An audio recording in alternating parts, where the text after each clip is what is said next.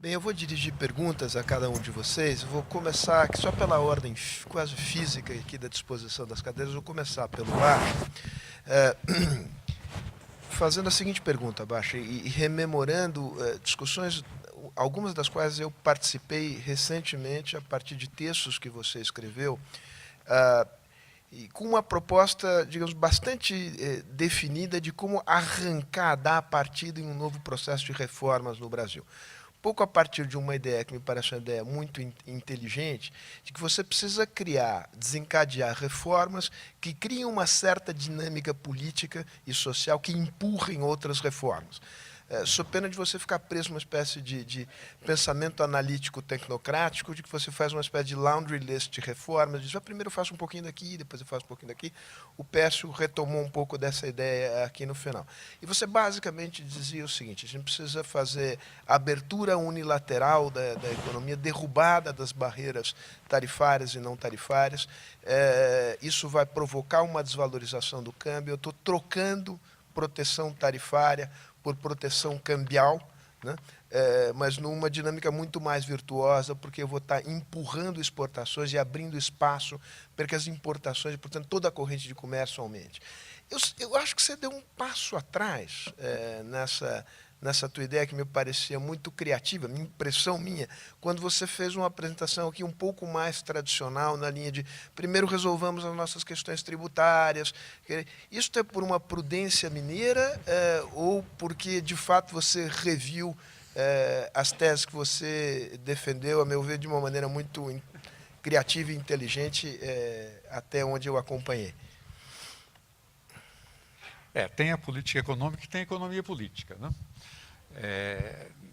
Eu creio que você tem que procurar na sociedade, na apresentação que eu fiz hoje, é o seguinte: onde que eu toco no nervo das pessoas, né? E claramente, que eu acho que onde o nervo das pessoas hoje está sendo tocado é com preços surreais, né? Por que é que nós vivemos num país tão caro, né? Então, como é que você engancha, né, uma discussão de economia política para a mudança de algo fundamentais na economia, né? Você tem que partir de percepções de que as pessoas não suportam mais viver com esses preços surreais aos quais nós temos submetidos, como antes elas não mais suportavam viver sob aquele regime inflacionário que nós não temos. Então você tem que fazer uma primeira conexão, né, com o pensamento das ruas, né? Dado isso, né, como é que eu estou articulando? Eu não mudei nada do que eu falei, só mudei a forma, né? O plano que eu tinha apresentado antes tinha 3 pernas, né? Era redução do custo Brasil, troca de tarifas por câmbio e acordos internacionais, os quais eu não mencionei aqui. A redução do custo Brasil, o grosso da tarefa, afora a questão da logística, é a questão tributária, né?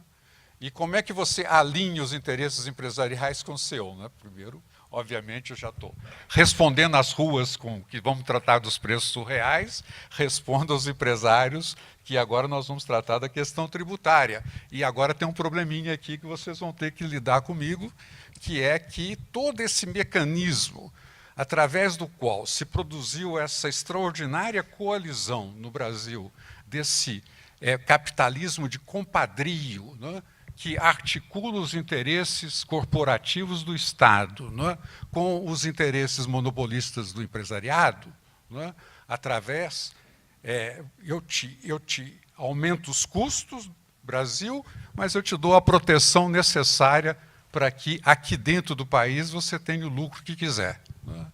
É extraordinário, por exemplo, que uma economia tão fechada quanto é a Brasil para o comércio é o 4º destino mais favorecido para o investimento internacional, dos quais, volta e meia, nós registramos com orgulho que o nosso déficit externo, grande como é, quase todo financiado por investimento direto estrangeiro. Se você pergunta para quem está investindo no Brasil, né, por que você tem essa peculiaridade aqui, tanto capital estrangeiro no país e tão pouca articulação das subsidiárias e as filiais dessas empresas com as subsidiárias e filiais dessas empresas no resto do mundo. Não é assim que elas operam na Ásia, não é assim que elas não operam na China. Não é? Ali você tem um processo de integração das cadeias internacionais de valor. As empresas vêm aqui, mas a única coisa que elas querem saber é: eu venho, instalo a empresa, mas você me garante a proteção. Não é? E esse processo nós sabemos que é um processo que não leva a nada. Não é? Quer dizer, leva à armadilha da renda média. E mais nós criamos esse sistema de capitalismo de compadrio agora com o BNDES totalmente expandido para poder, além da proteção, fornecer crédito subsidiado, e todo mundo fica acomodado, não é? Nessa que o Gustavo chama da bolsa empresário. Não é? E nós precisamos romper isso. Não é? Como é que rompe? Não é? Qual que é a linha de rompimento? A linha de rompimento é mostrar um outro caminho. Não é? Se nós queremos tornar esses países desenvolvidos, queremos romper com a nossa armadilha da renda média, o caminho é a integração competitiva com o resto do mundo. Então me diga como fazer. Não é? Eu propus tem essas minhas 3 pernas, né? Podemos discutir o ordenamento delas, podemos discutir a importância relativa, podemos discutir o sequenciamento, mas eu estou convencido, né, que a menos que a gente parta com esse objetivo básico, né, que criará, como você disse antes, né, a pressão para que os demais fatores se alinhem, né, ao longo, porque se nós vamos nos abrir para a concorrência internacional, obviamente, esse sistema de capitalismo de compadrio que nós existimos, todo o BNDES, todo o sistema da poupança forçada, tudo isso, essa educação desqualificada que nós temos, tudo isso vai ter que ser revisto por necessidade da definição, de uma nova definição a respeito da qual é a estratégia básica da economia brasileira no sentido da integração. Obrigado, Baixa. Adoraria continuar aqui, mas tem que fazer essa bola rolar e passo a bola para o Zé Roberto.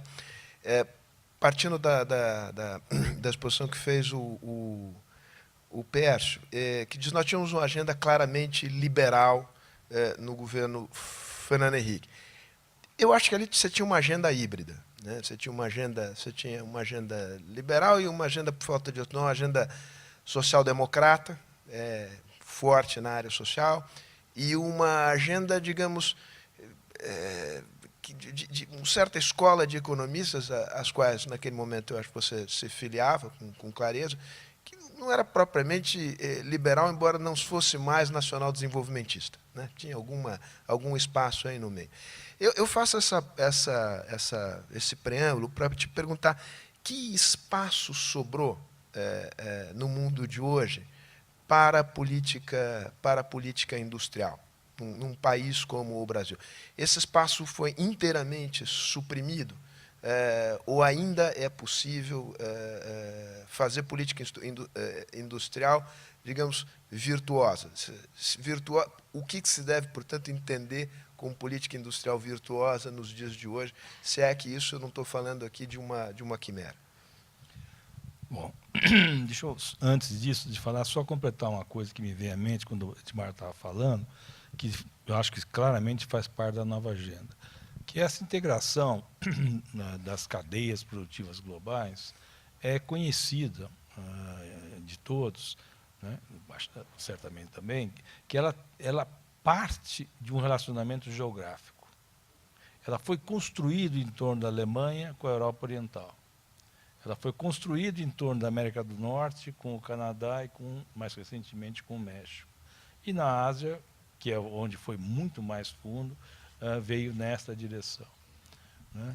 E nós perdemos isso com o desvirtuamento do Mercosul.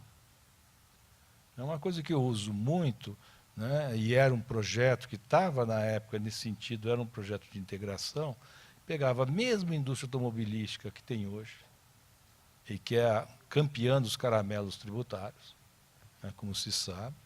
Né, em 99, 98, nessa época, tinha como seu ativo básico ser competente para fazer carro pequeno. E, na definição da partida do Mercosul, a integração do mercado brasileiro, argentino, foi aceita por todas as multinacionais. Isso é um fato histórico, né, que colocaram no Brasil as fábricas para produzir carros que exigem escalas maiores, colocaram na Argentina as fábricas para escalas menores, basicamente picapes, carros de menor volume, que pressupunha um livre comércio de autopeças, de tal sorte que o mercado brasileiro, argentino, etc., fosse grande o suficiente para reforçar essa capacidade competitiva em carros pequenos, que, fora os europeus, nós é que estávamos desenvolvendo. Isso é pré-China e outras questões mais. E isto era claramente, e a gente vê isso, que se pega as exportações de 2000, o Brasil exportava carro para o mundo inteiro, inclusive os Estados Unidos, né? O que acontece é que, como esse projeto não foi levado adiante, quanto mais bolivariano foi ficando a América Latina, pior ficou, isso aí naufragou espetacularmente, né? E tem algo, e acabou acontecendo o que era esperado. Todo mês tem uma discussão com a Argentina, os carros produzidos aqui dentro, até essa ordem, ficaram 3, 4, 5 gerações atrasados, não eram quando estava lá atrás, né? E criou uma dependência do Tesouro, da proteção, do BNDES, que caracteriza esse tipo de coisa, né? Por esse lado. E hoje nós temos um problema gigantesco. Quando as fábricas novas que estão entrando ficarem prontas, porque a proteção, inclusive, foi subida, vai ter, entre aspas, uma sobra em relação à absorção de carros do ano passado de 1,5 milhão de veículos.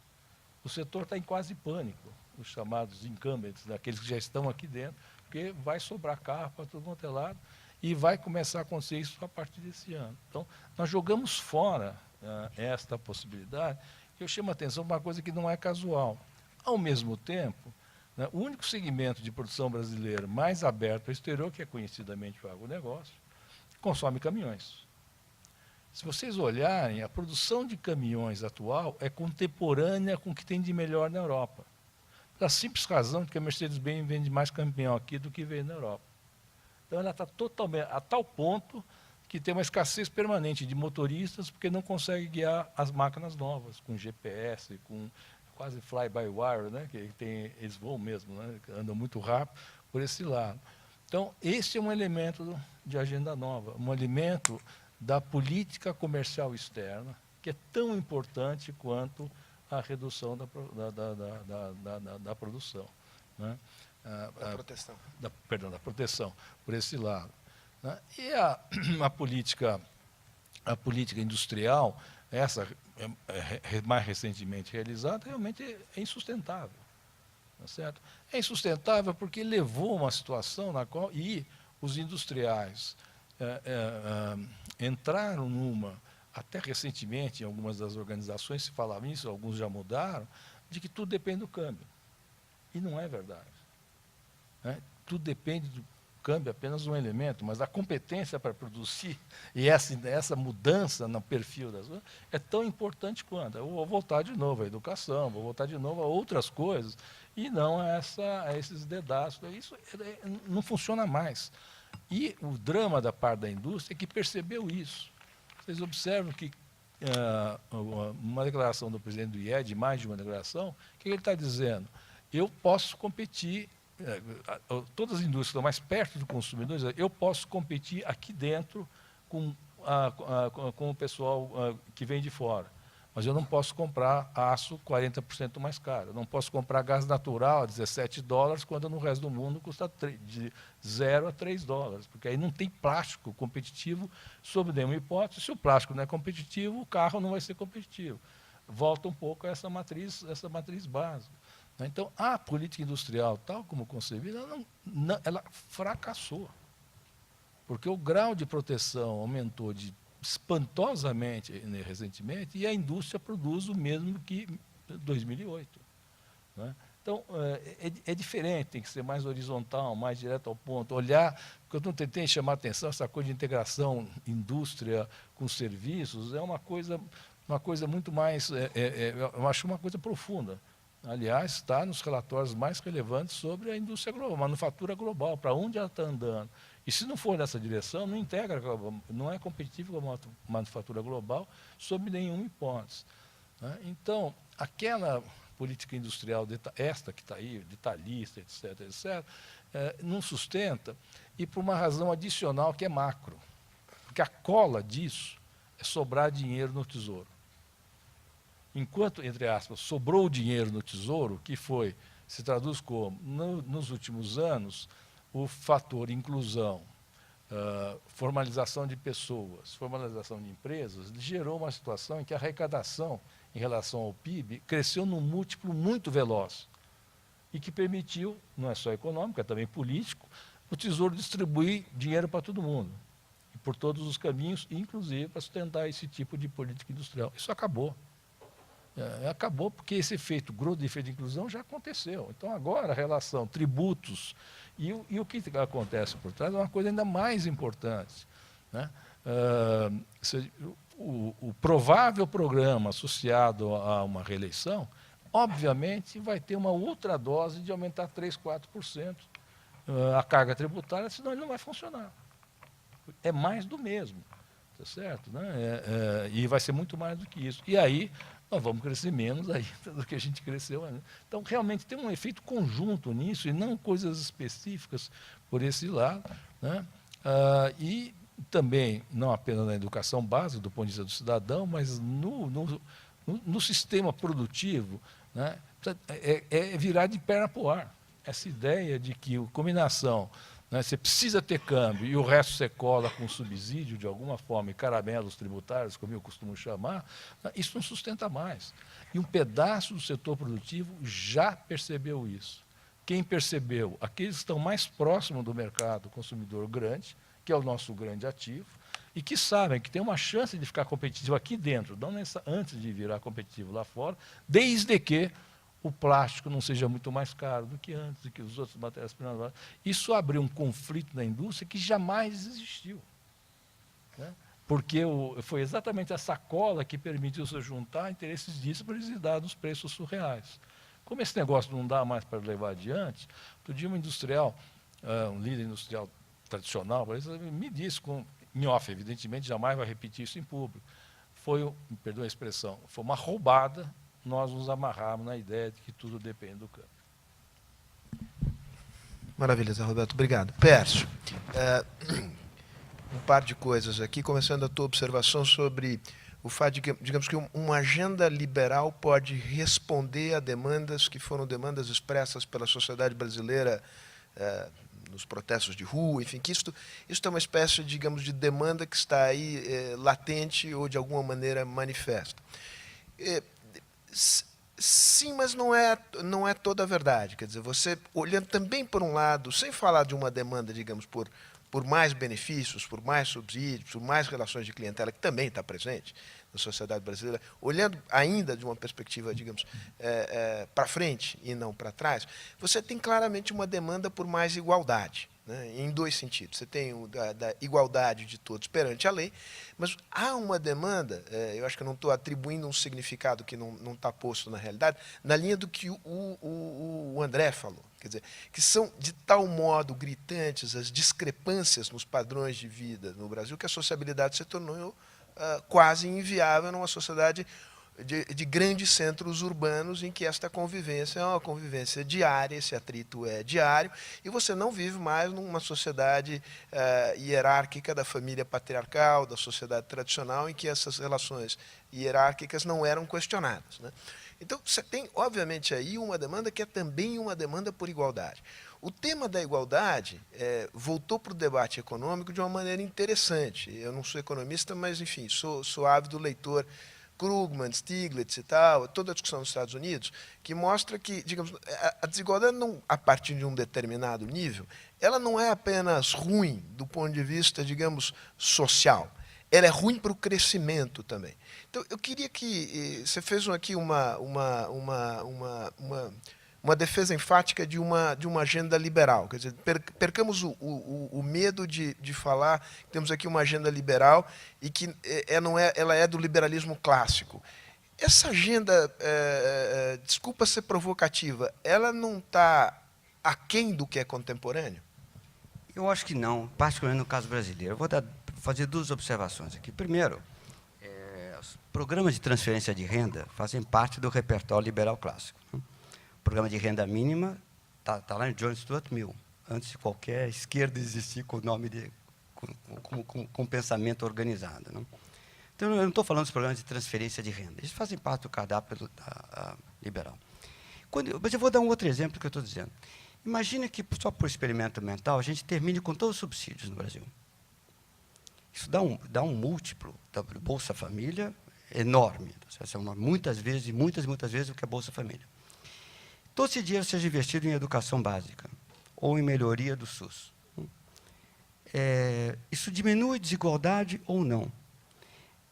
Assim, é óbvio que o problema da desigualdade é um problema importante, o André tem toda a razão em levantar, é um tema moderno, que está surgindo em diferentes contextos sociais. É óbvio que todos nós se sentimos, mesmo os que são favorecidos, se sentem mal numa sociedade desigual, é verdade, mas a maneira de endereçá-lo não é endereçá-lo diretamente, mas endereçá-lo é tornando o Estado mais eficiente. Nesse exemplo aqui, tem um Estado que diminui o seu papel de empresário e aumenta o seu papel tradicional, que é educação, saúde pública, segurança, etc. Essa mudança na forma de funcionamento do Estado melhora nosso funcionamento enquanto sociedade desigual, torna a sociedade menos desigual, e eu acho que torna a sociedade menos desigual. Ela não é uma política voltada para a supressão de desigualdades, mas ela é uma política que ajuda a tornar a sociedade menos desigual. Da mesma forma como devolver o dinheiro da FGTS, ou mesmo parar de tirar o dinheiro da FGTS das pessoas, melhora a desigualdade? Claro que melhora, porque hoje o que acontece é uma tributação sobre os assalariados para repasse para os empresários que têm acesso aos programas associados ao FGTS. Quando você suprime isso, você está tirando uma enorme distorção de renda. Eu estou dando aqui alguns exemplos de como a agenda liberal ela traz embutido nela mesma a diminuição de desigualdades. Então, eu acho que é desnecessário a parte de rendas, programas de transferência de renda mínima, não faz sentido políticas tentando endereçar direto o problema da desigualdade. Elas têm que ser resolvidas em termos de funcionamento melhor do Estado. Legal.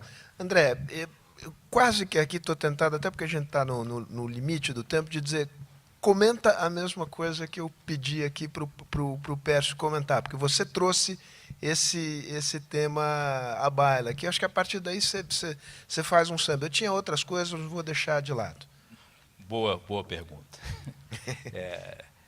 Eu acho que eu não discordo totalmente do Pércio, quer dizer, porque eu acho que a questão, o liberalismo clássico, me parece ser um elemento fundamental. O liberalismo e o respeito, especialmente ao indivíduo, acima, inclusive, do coletivo, eu acho que é um dos valores assim, básicos da civilidade e da civilização moderna e contemporânea. Portanto, eu, sem nenhum problema, eu acho que eu sou um liberal. Agora, o liberalismo depende de um mínimo de homogeneidade, assim como a democracia representativa. E a democracia representativa está tendo problemas em todo lugar do mundo, mas especialmente em todos os lugares onde há desigualdade, o que é compreensível. Então, a questão é que nós temos que, o objetivo, inclusive, é caminhar para uma sociedade liberal, mas você primeiro precisa criar um mínimo de homogeneidade. No caso brasileiro, é muito claro que nós tínhamos uma sociedade até o século XIX, que era uma sociedade elitista, profundamente elitista, e sem nem classe média. Passamos de uma sociedade escravatista para uma sociedade sem classe média, profundamente elitista. A partir do século XX, nós criamos uma pequenininha ideia de classe média. Mas continuamos com uma certa viabilidade de uma sociedade elitista, com um mínimo de classe média e com grande parte da sociedade completamente excluída. As razões históricas disso são muito, inclusive, pela escravidão e tudo mais. Aliás, eu acho que me impressiona como isso foi pouco estudado, pouco entendido, porque as razões dessa nossa desigualdade. E com um Estado, como foi dito aqui o tempo todo, um Estado que vem desde da coroa portuguesa, que era um Estado autoritário, como isso aqui, que precedeu o povo. Então, esta combinação foi profundamente perversa. E a economia e a nossa democracia representativa conseguiu funcionar enquanto assim, o que a China faz com uma burocracia competente, porque tem 3.000 anos de burocracia competente. No Brasil, eu concordo com a Roberta Mata, nós não temos burocracia, nós temos arremedo de burocracia, temos complicação. Fez com a ideia de autoritariamente controlar a incorporação de setores excluídos da população, controlar de forma autoritária. No caso brasileiro, nós fizemos simplesmente por mantê-los completamente excluídos. À medida em que agora nós melhoramos, estamos atingindo um nível mais alto e que essa incorporação vai sendo feita, nós estamos criando problemas novos.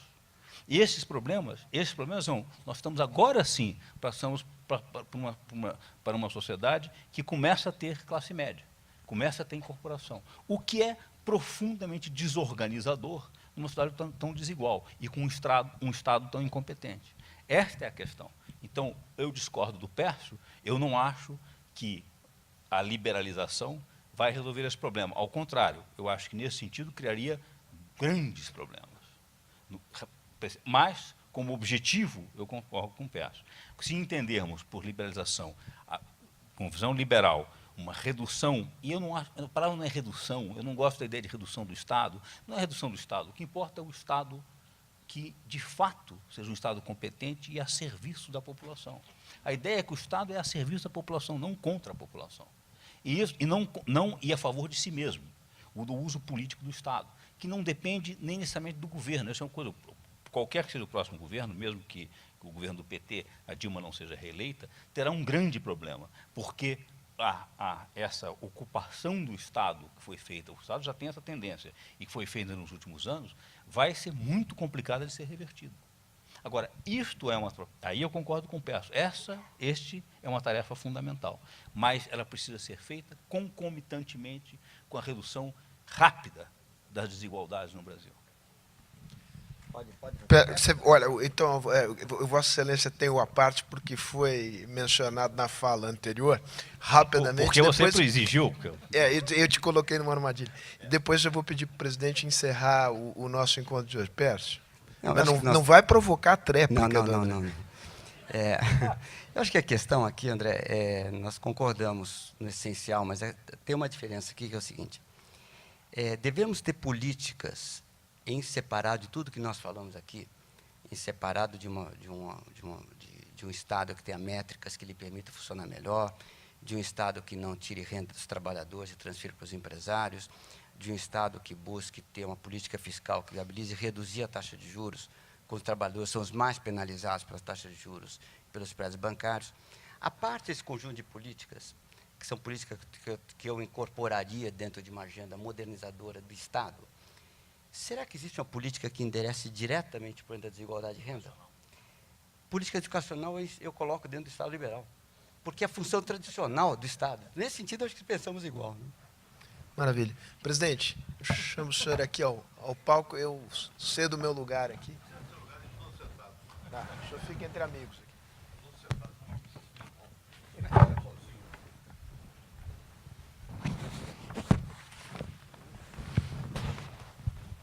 Bom, ao reiterar os agradecimentos a todos que cooperaram aqui, expondo suas ideias, e devo dizer que foram brilhantes e foi tudo muito bem exposto, agradecer também a presença desse público que aguentou tantas horas de discussão, eu queria fazer 2 ou 3 comentários apenas. Primeiro, eu abri a sessão dizendo que eu sentia uma certa similitude entre a situação que nós vivemos na época do real e a situação atual. Em que sentido? Eu expliquei vagamente. O país queria um caminho. Quando nós implementamos o programa do Plano Real e conseguimos alguns avanços. Nós estamos vivendo hoje a reiteração desse sentimento. Ele não é um sentimento explícito, muitas vezes, não é claro, mas eu repetia muito quando estava no governo, nós temos rumo, o país tem rumo. Nós agora sentimos que o país está sem rumo. Isso é uma constatação. E esse sem rumo se sente nas críticas, nos mais sofisticados, mas se sente no povo também.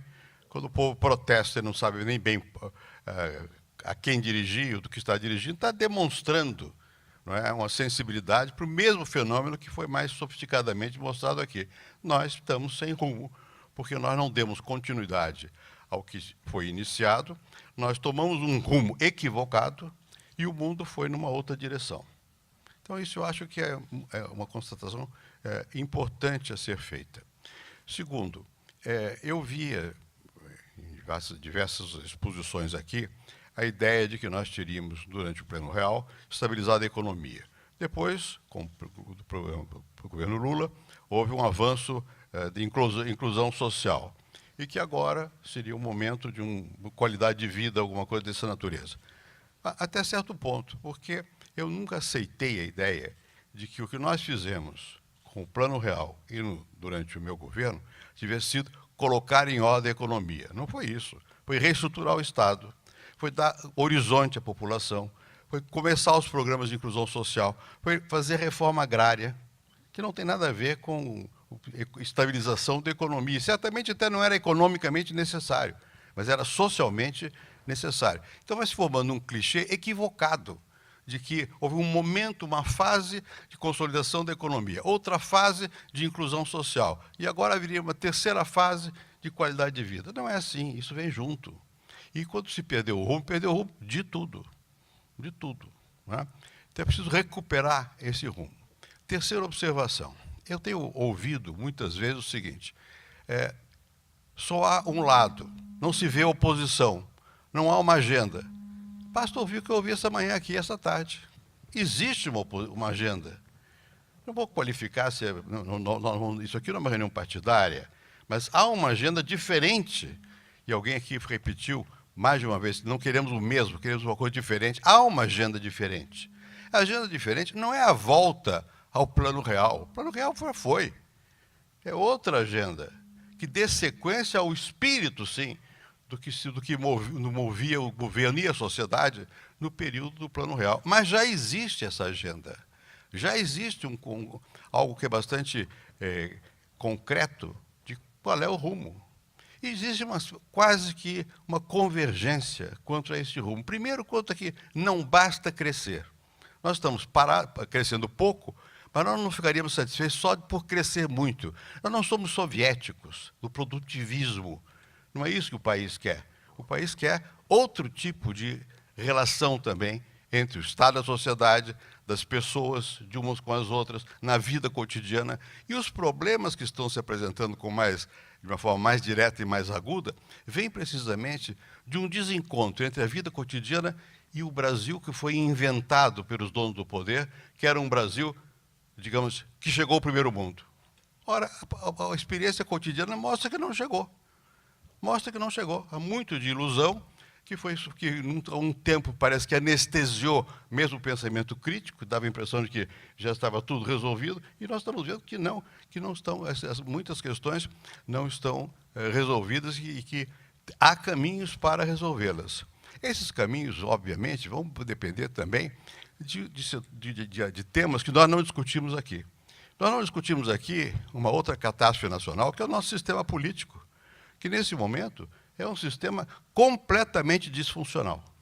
Nós temos funcionando no Congresso Nacional mais de 20 partidos, registrados 30, e nós temos 39 ministérios. Ainda hoje me perguntava aqui, o que o senhor acha o que aconteceu com o presidencialismo de coalizão? Eu digo, não, nós não estamos vivendo mais um período de presidencialismo de coalizão, vivemos um presidencialismo de cooptação. Coalizão é quando juntam pessoas desiguais, mas que se põem de acordo para um programa. Quando nós fizemos coalizão com partidos, foi para implementar reformas, explicitamente. E aí, o tempo todo havia uma agenda. Essa agenda era uma agenda pública, uma agenda que estava no Congresso e na sociedade, havia debate. Nesse momento, o que há é cooptação de partidos para a manutenção do governo, do poder. Quando, como nesses dias agora, começa a haver uma crise nesse sistema, não é porque estejam discordando de uma agenda, é porque estão tratando de ver qual é o pedaço de poder que eu vou ocupar. É outra questão. E isso não vai responder às demandas da sociedade. O sistema político está, hoje, nesse momento, ele é disfuncional. Não era o caso, nós discutimos isso hoje aqui. Mas é óbvio que nessa quantidade de problemas que foram aqui mostrados com muita clareza, que precisam de retificação, o sistema político tem que ser retificado no Brasil também. Não é só aqui, porque nós temos também um problema mais complexo, que é o problema da como compatibilizar a democracia representativa com a vida cotidiana, intermediada basicamente pela internet e pela saraivada de informações de que todo mundo dispõe e que as pessoas saltam organizações através da rede para tomar decisões e se protestar ou se manifestar, isso e aquilo. Não é uma questão resolvida no mundo todo, não é só aqui. No mundo todo uma questão macro. Enfim, eu estou querendo só expressar é que nós estamos começando a perceber de que é necessário outro caminho, não é mais do mesmo, não é só crescimento, e há caminhos. E há caminhos. Esses caminhos, alguns deles são tentativas, não são ainda consolidados, não são ainda compartilhados, muitas vezes, pela sociedade. A sociedade, pelo contrário, está se sentindo como se fosse perdida. Cabe aos líderes políticos agora mostrar que não, que há caminho, e dizer qual é o caminho, na direção, um pouco variavelmente, obviamente, de muito do que foi dito aqui, e com outros acrescentamentos mais. E nessa nova agenda, me parece também claro que a volta ao passado que nós assistimos depois de 2007, 2008, não é satisfatória. Não é satisfatória, não é por uma questão ideológica só. Não é só porque o tipo de protecionismo posto aí, é porque não funciona. Ele não resulta mais. Não é? Os exemplos que o Beto Mendonça mostrou aqui do setor industrial é que são muito claros. Né? Há equívocos graves. E, portanto, isso tem que ser corrigido. E é preciso que o setor, que as lideranças nacionais entendam essa nova agenda e comecem a pregar essa nova agenda.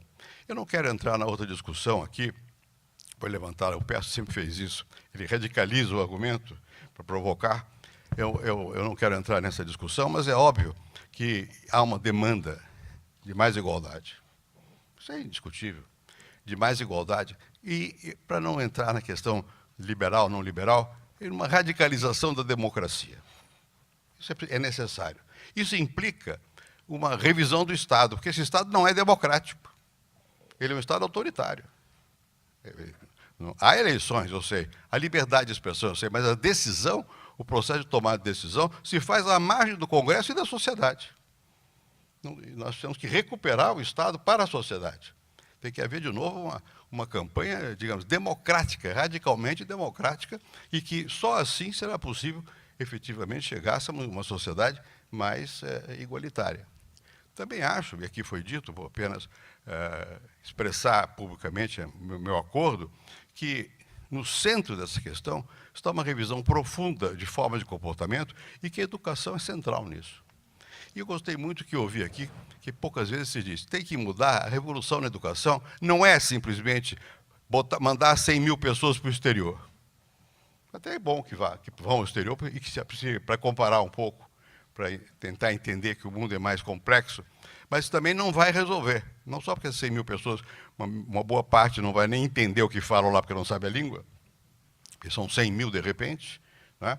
Mas é porque não está nesse nível o problema, está mais embaixo. Está mais na educação fundamental, na escola. Agora, o que é educar hoje? O que seria educar hoje? Não é tão simples quanto possa parecer. Eu sempre disse há algum tempo, nós nunca não fizemos revisões mínimas.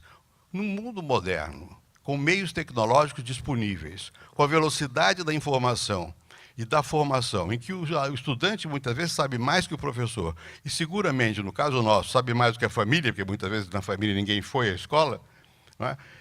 É muito difícil a tarefa de ensinar. O que é ensinar? Ensinar o quê? E por que eu preciso levar 5 anos para ser advogado? Ou 6 para ser médico? Não sei, porque sempre foi assim.